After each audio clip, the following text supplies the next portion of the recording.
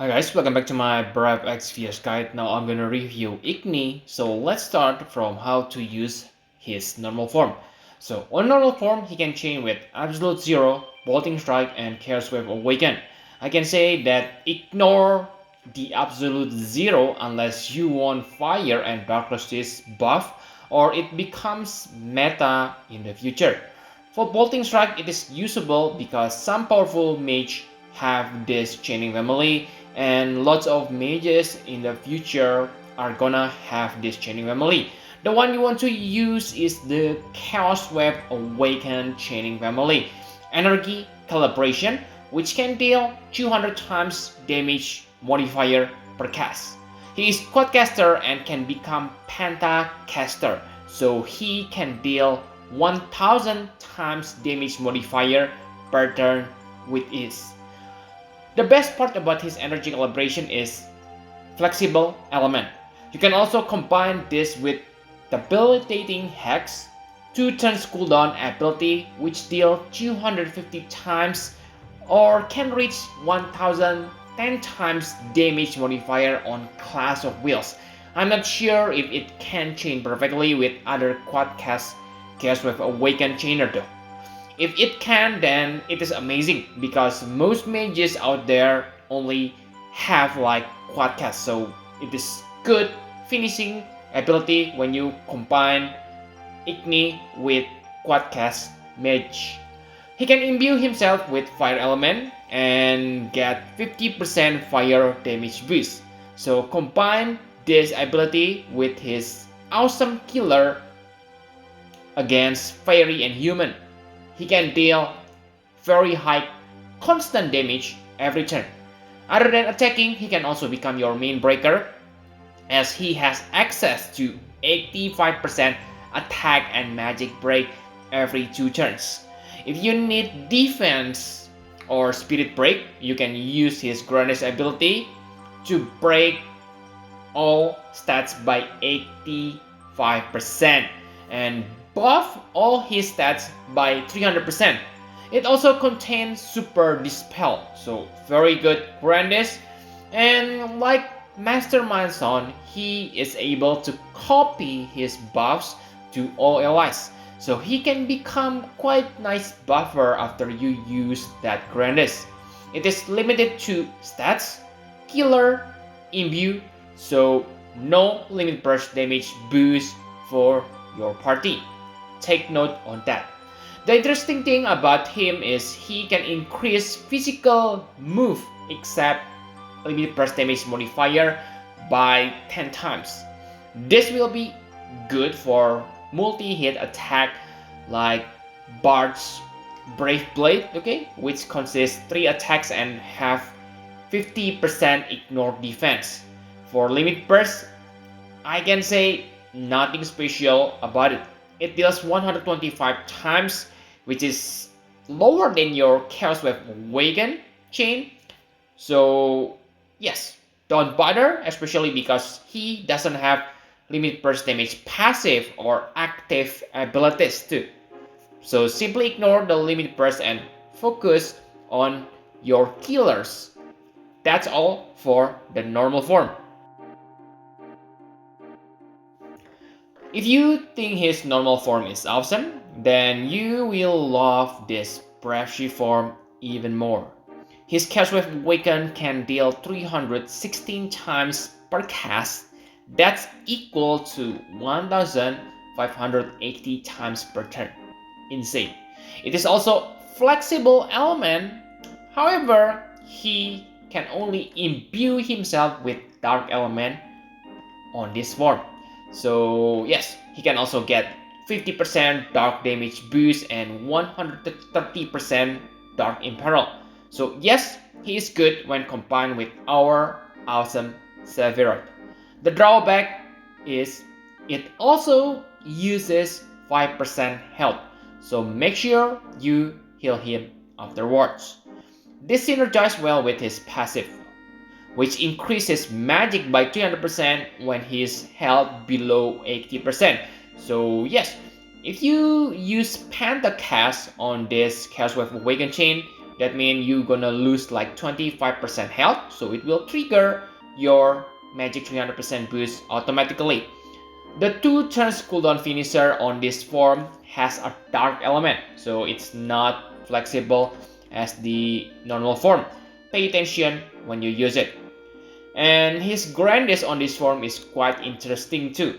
It can remove the buff from your party, but again, you need to drain MP from one character, and I'm pretty sure that his or her MP will become 0.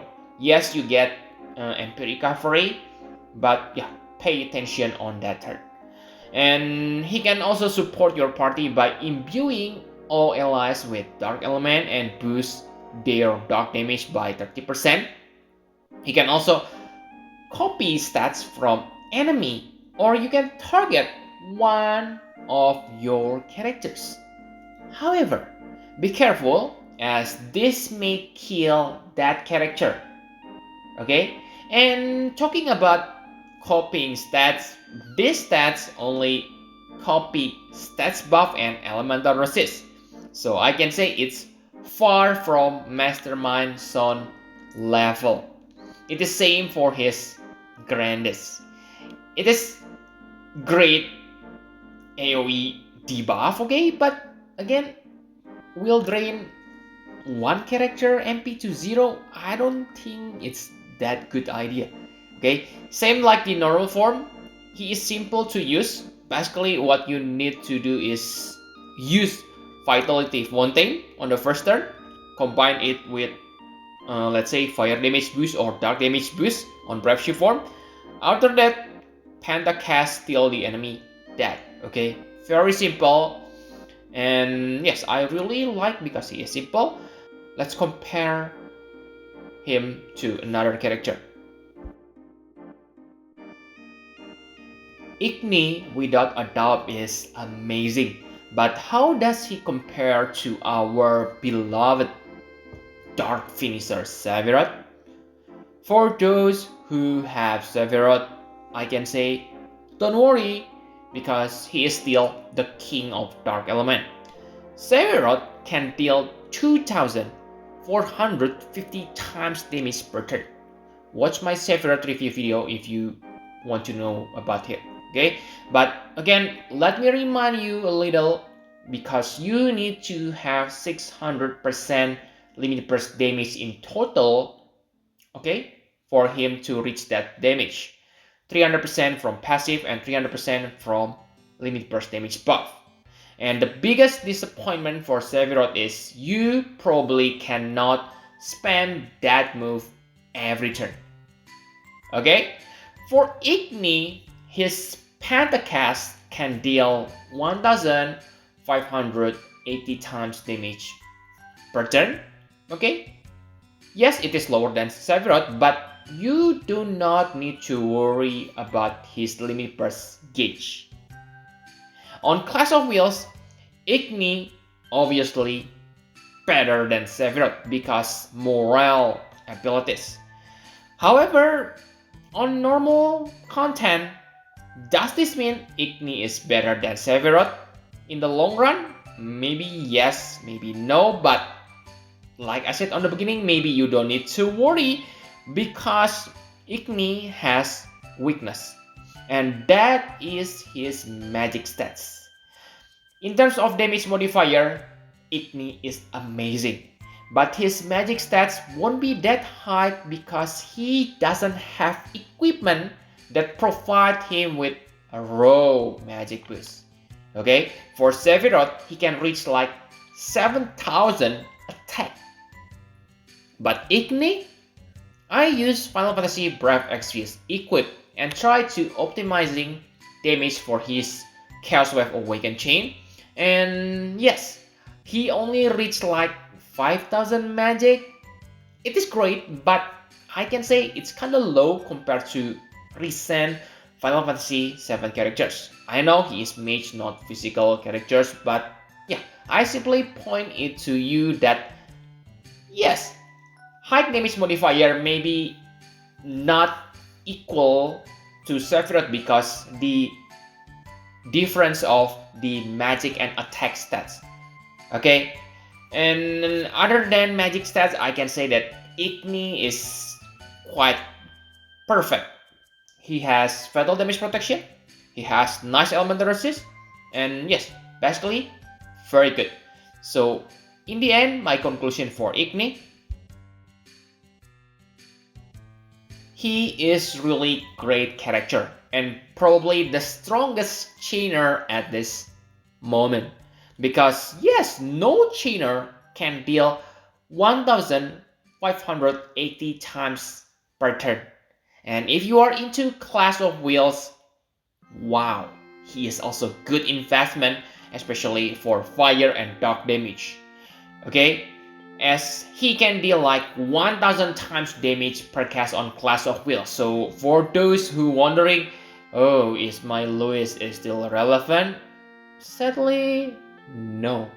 Okay, maybe she can become better finisher than Ygni, but in terms of chainer, whoa, I say that Lewis is amazing because back then she can deal like 500 times damage per cast using her Cast Wave Awaken abilities, but now take a look on Ygni. Wow, he completely killed Lewis.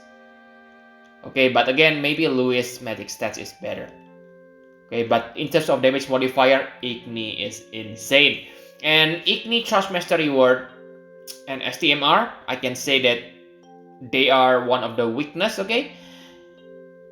Because first, the Trust Master Reward, it is simply ordinary 50% magic and extra 20% health if you equip Dagger.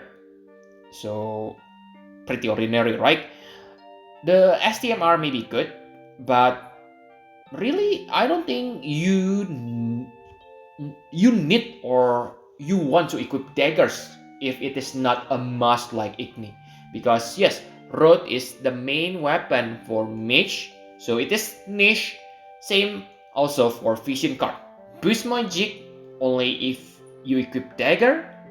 What? Nothing impressive, okay? But at least its raw magic stats is quite high. Another concern for Ygni is he is global exclusive character. Will we ever be getting his X abilities awakening later? This may sound insignificant, but trust me, this little thing kinda give nice breath to power crab characters. I don't say he won't get it, but since Gumi say they lack of manpower to do update for characters who already have X Awakening and only able to do upgrade for like 3 characters, I won't hold my breath for global exclusive unit.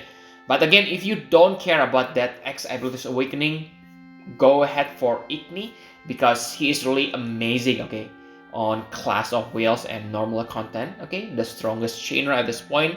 So that's all my review for Ygni. Thank you very much for watching. Please hit the like button and subscribe to my channel for more Final Fantasy Private XGS guide. Bye bye guys!